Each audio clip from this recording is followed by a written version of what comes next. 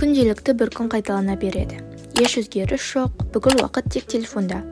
Бұл рубрикада осының бәрін өзгертуге тырысатын боламыз. Жақсы әдеттер қалыптастырып, өмірді жақсы жаққа өзгертеміз. Glow Up бұл армандағы өмірді қалыптастыру. Привет.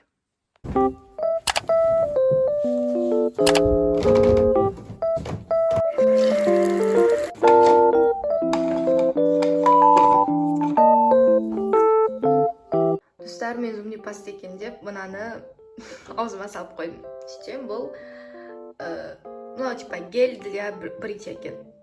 Мен аузымды сразу шайқап тастадым. Надеюсь, еш нәрсе болған жоқ. Қазір тағы зумнипастымен тісім жуамын. Мынаны шатастырып алдым зумнипастымен. Идеально.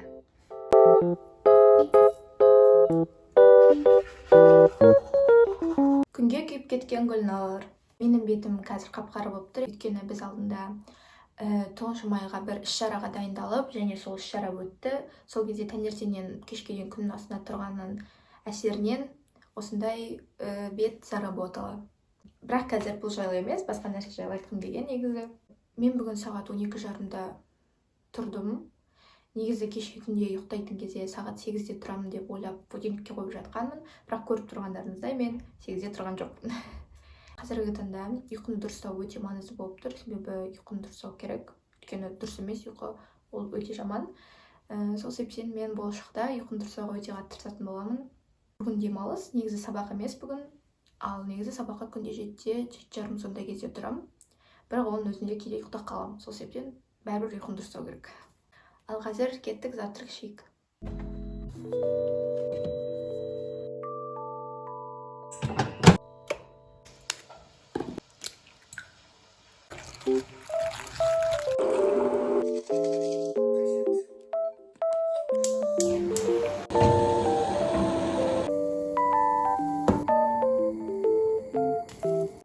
Достар, мынаның бетіне бір нәрсе, типа бал или білмеймін, сгущенка сияқты бір нәрсені әдемілеп, сеуіп үстіне тағы да клубника бір нәрсе қойып қойын десем, үйде ондай еш нәрсе жоқ, сол себептен жай осылай жіберетін боламыз. Эстетик болып тұр ғой, эстетик. Бірақ тағы үстіне бір нәрсе болғанда ғой. Ладно.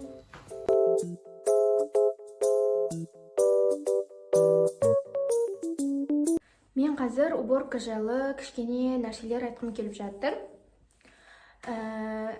Мен көп адамдардан соңғы уақыттар естіп жүрмін.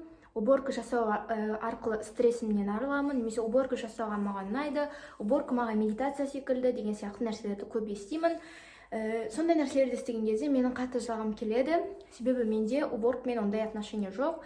Уборка жасаған жек көремін и прям ұнамайды да маған. Бір одан какой-то бір басқа адамдар сияқты наслаждение ала алмаймын, сондай еш нәрсе алмаймын, ол маған медитация секілді бола алмайды. Хотя басқа адамдарға ол солай. Мен осы уборкамен отношенияны дұрыстағым келеді.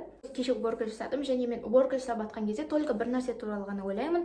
Тез-тез қашан бітсем екен, қашан тез-тез бітем. Просто уборкамен отношение өте жаман деңгейде. Вот, қазір мен кеше жинап қойғандықтан, қазір просто кеше қайта шашылып қалған жерлерді кішкене реттеп жіберетін боламын. Және болашақта осы уборкамен отношенияны дұрыстау керек деп ойлаймын. Вот, осы жайлы сіздерге айтқым келген.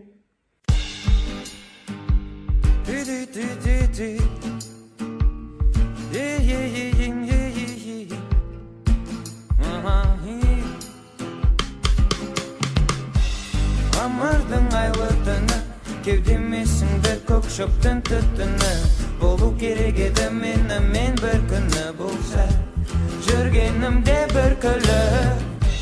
Күйдіріп алма қолыңды, ыстық болады жүрек, ұмытпасаң жолыңды. Айналаң зұлымды, бірақ көрсетпе жүзіңді мұңды. Білекті бірді, білімді мыңды дексе, сөздеріме менің, мен сені алдамаймын. Бұл ғажайып әлемнің өлеңі тоқтамайды. Қара көздеріме қара, сөздерімді тыңдашы. Мен далаға шықтым, және де қазір кішкене велик айдап қайтқым келіп тұр. Сөздеріме менің, мен сені алдамаймын. Бұл ғажайып әлемнің өлеңі тоқтамайды. көздеріме Мен великті үйге тастап кеттім. Үйден қайттан шығып бара жатырмын және үйде осындай мороженое болған, соны алып, кішкене жүріп қайтайын деп шештім. Жүріп, кішкене қыдырып, жер көріп, ел көріп те мороженеден сонда да жей беретін боламыз.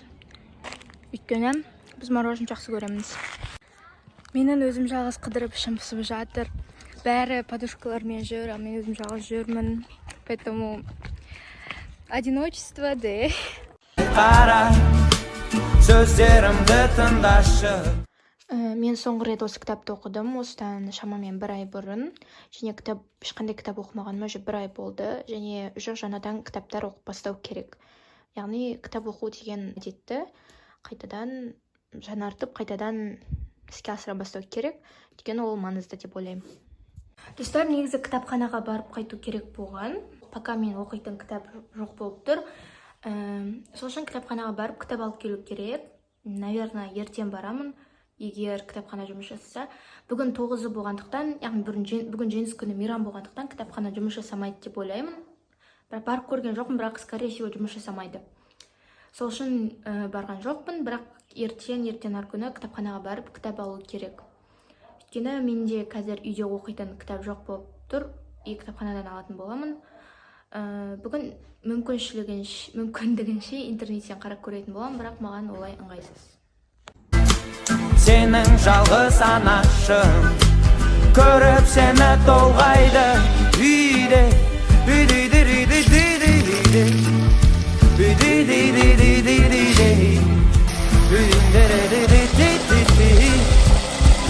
Үйде қанша жылдар созбасын бәрібір. Біздің плов пісті. Бұл біздің бүгінгі ұжым болатын болады. Өздеріңізде көріп жатқандай, бүгін менің жеген заттарым ешқалай да пайдалы болған жоқ. Бәрі өте зиян болды. Вот, и мен сол заттарды түзегім келеді, яғни пайдалы заттарды көбірек жеуге тырысқым келеді. Мысалға, бүгін өте қатты зиян заттарды көп жедім, және де өте қатты емес, зиян заттарды көп жедім, және күнде менің жейтін тамағым дәл солай, және соны дұрыстауға тырысу керек. Правильное питание, ол тек сенің арықтауың үшін ғана емес, ол сенің цвет кожаңа әсер етеді, сенің бетіңнің жалпы денсаулығына әсер ететін нәрсе. Сол себептен де ол өте маңызды болып табылады. Көбеле қалдыруы мүмкін жүрегіңді өкпеле, айтқан шығар біреу өкпеңді көптеп. Осындай кешкі ауа райы прям күшті, салқын, атмосфера, закат, бәрі прям күшті болып тұрады. Қатты ұнайды осындай. Мен қазір кішкене тренировка жасағым келіп тұр.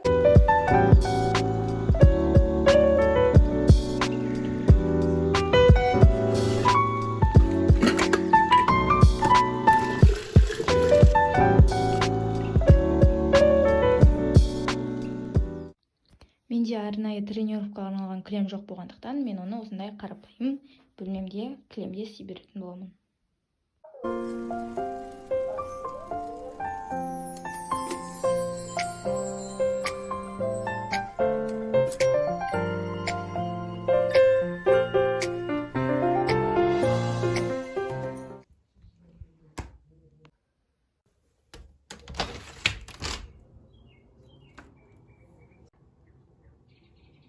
Мен қазір бетімді умывалкамен жуатын боламын.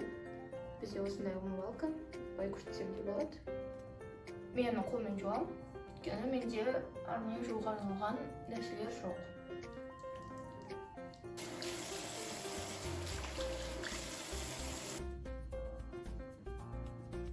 Достар, енді мен таза бетіме маска жасайтын боламын. Бұл бетті ағартуға арналған маска. Бұны жағатын нәрсе болмағандықтан қолмен жаға береміз. Бетімді жуып тастадым. Мен телефон сәртікісі өшіп қалғаннан кейін мен уже түсіре алмадым. Қазір мен массаж для лица жасайтын боламын. Ол үшін крем жағып аламын, көбірек қып. И майлырақ крем болған дұрыс. Өйткені құры сухой бетке жасауға болмайды. Либо бетке арналған май, либо осылай майлы крем жағып алған дұрыс.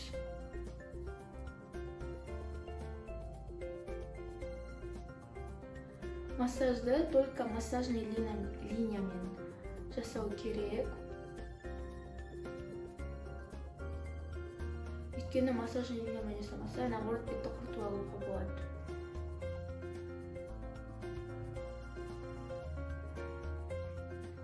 Тағы да менде гуаш болмағандықтан, немесе массаж жасайтын сондай тағы да құралдар болмағандықтан, мен оны қолмен жасаймын. Идеально. Призраки, чепуха. Ты останешься, и ничего страшного не случится. Я тут собираю страшилки в этом доме.